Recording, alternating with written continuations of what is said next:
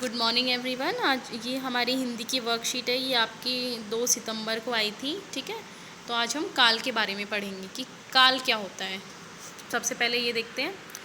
नमस्ते प्यारे बच्चों, आशा है कि आप स्वस्थ और खुश होंगे। ठीक है, इसमें हमें कौन सा पार्ट इंक्लूड किया गया है? वे दिन भी क्या दिन थे। आप देखना पेज नंबर, आपकी हिंदी की जो पाठ्य पुस्तक है उसका पेज नंबर 62 है। तो जिस बच्चे ने नहीं पढ़ा है पहले इस पाठ को पढ़ेंगे सब बच्चे। ठीक है, आइए आज हम अपनी पाठ्य पुस्तक का पाठ वे दिन भी क्या दिन थे पढ़ते हैं। नीचे दी गई पंक्तियों को बोलकर पढ़िए। आज रोहित को सचमुच की एक पुस्तक मिली है। वह पुस्तक बहुत पुरानी थी। उस पुस्तक में, पुस्तक मतलब किताब। ठीक है, आपकी पुस्तक को हम किताब भी बोल सकते हैं, उसी का ये दूसरा नाम है। उस पुस्तक में स्कूल के बारे में लिखा था। अब जो रोहित था उसको एक पुस्तक मिली थी, उसमें क्या था, वो बहुत ही पुरानी थी और उसमें स्कूल के बारे में लिखा था। पुराने समय की तुलना में अब सब बदल चुका है। अब हर विद्यार्थी के घर में टेलीविज़न की तरह एक पर्दा होता है। उस मशीन के निर्देश मानकर बच्चों को सब याद करना होता है। वह मशीन अंत में बच्चों की परीक्षा भी लेगी। तो इसमें जो आपका पाठ है ना, वे दिन भी क्या दिन थे, उसमें से कुछ लाइनें यहाँ पे लिखी हुई हैं कि उसमें क्या है।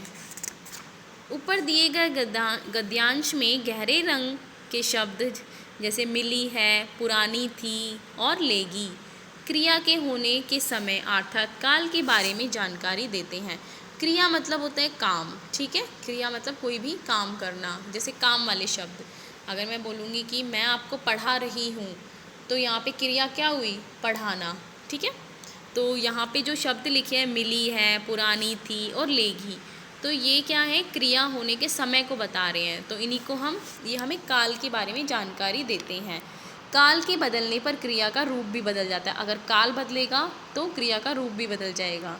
क्रिया के जिस रूप से कार्य के होने के समय का पता चले वह काल कहलाता है। क्रिया का जो भी रूप होता है जिससे काम होने का पता चलता है कि वो समय कौन सा है, उसी से हमें काल का पता चलता है, वही काल कहलाता है। काल, अब 3 तरह के काल होते हैं। पहला होता है भविष्यत काल, दूसरा वर्तमान काल और तीसरा होता है भूतकाल। ठीक है, तो भविष्यत काल में क्या चीज़ें होती हैं? भविष्यत काल में वो चीज़ें होती हैं जो हुई नहीं है लेकिन होने वाली है। जैसे आप सभी अभी 5वीं कक्षा में हैं, लेकिन आप अगले साल किस में जाएंगे? 6ठी कक्षा में जाओगे। तो वो चीज़ अभी नहीं हुई है लेकिन फ्यूचर में होने वाली है ना। भविष्य को इंग्लिश में फ्यूचर बोलते हैं। तो जो चीज़ अभी हुई नहीं है वो चीज़ होने वाली है, उसी को हम बोलते हैं भविष्यत काल। जैसे आप 6ठी कक्षा में जाओगे, 6ठी कक्षा में जाओगे, है ना? समझ में आया? और वर्तमान काल होता है जो आज का टाइम है, जो अभी है।